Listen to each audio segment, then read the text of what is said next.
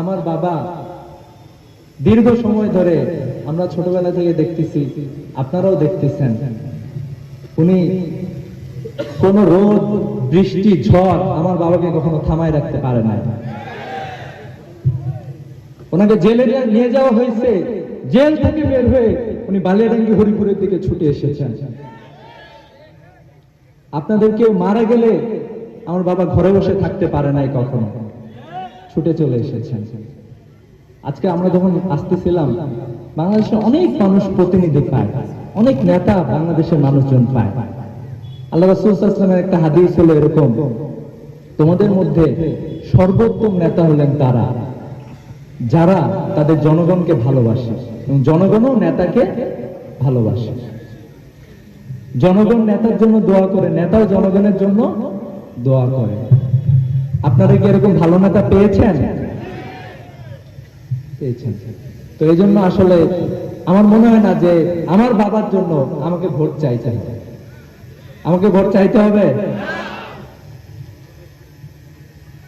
এবং আমি মনে করি যে আপনারা ইনশাআল্লাহ বিপুল ভোটে মাওলানা আব্দুল হাকিমকে আসলে জয়ী করবেন ইনশাআল্লাহ। এই জন্য আমি আপনাদের কাছ থেকে আমার আসলে কোনো চাওয়া পাওয়া নাই। আমার বাবা দীর্ঘদিন ধরে আপনাদের সাথেই আছেন, আপনাদের সাথেই থেকেছেন, আগামীতে আপনাদের সাথেই থাকবেন ইনশাআল্লাহ। উনি জেলে গিয়েছেন, জুলুমের শিকার হয়েছেন, আপনাদের কাছে ফিরে এসেছেন। উনি সবসময় চেয়ে থাকতেন কিভাবে উনি বালিয়াডাঙ্গি এবং হরিপুরে আসবেন। এমন কোন ইউনিয়ন নাই, এমন কোন গ্রাম নাই যে উনি শত শত বার উনি গিয়েছেন, তার পুরো যৌবনে উনি গিয়েছেন, এখন উনি যাচ্ছেন। আসার সময় কথা বলতেছিলাম, রাত 12টা, 1টা, 2টা, 3টার সময় আমার বাবা বাড়িতে গিয়ে ঢুকেন, আপনাদের সাথেই থাকেন। আমার ছোট ভাই ডাক্তার, আপনারা জানেন। আমার বড় বোনও ঢাকা বিশ্ববিদ্যালয়ে পড়াশোনা করছে। আমরা সবাই আলহামদুলিল্লাহ পড়াশোনা করছি খুব ভালোভাবে, ঠিক আছে। আমরা এখন মাঝে মাঝে আব্বাকে একটু থামানোর চেষ্টা করি যে এত কেন দৌড়াচ্ছেন, যথেষ্ট দৌড়াচ্ছেন, কিন্তু আমার বাবাকে আমরা থামাই রাখতে পারি না।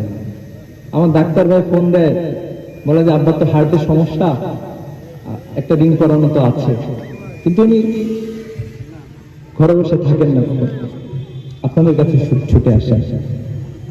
তো এই জন্য আমি আপনাদের কাছে আমার বলার কোনো কিছুই নাই। আমি জানি যে এখানে আপনারা এসেছেন, আপনারা আমার বাবার কর্মী, আপনারা ইনশাআল্লাহ আমার বাবাকে সংসদে পাঠাবেন ইনশাআল্লাহ। এই প্রত্যাশা রেখে আমি শেষ করছি। আসসালামু আলাইকুম ওয়া রাহমাতুল্লাহ।